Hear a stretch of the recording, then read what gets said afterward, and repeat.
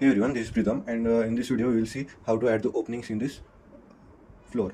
What the opening? Like this, these are the openings, right?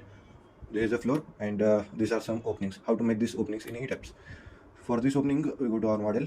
Here in this, there is our model. Here go to this option of the draw rectangular floor.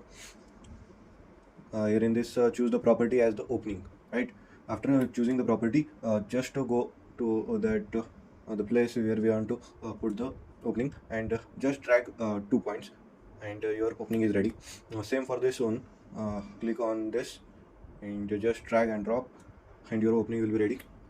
Now what for this different shape, right? It is in the angular shape, right? For that, choose the basic draw floor option, and the property name as here also the opening, and in this choose point by point all the details at all the corners.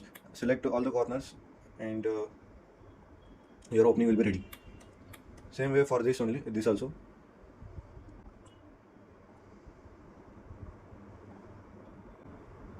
And like this way your opening will be ready. That's all for this today's video, and see you in this next video. That's it.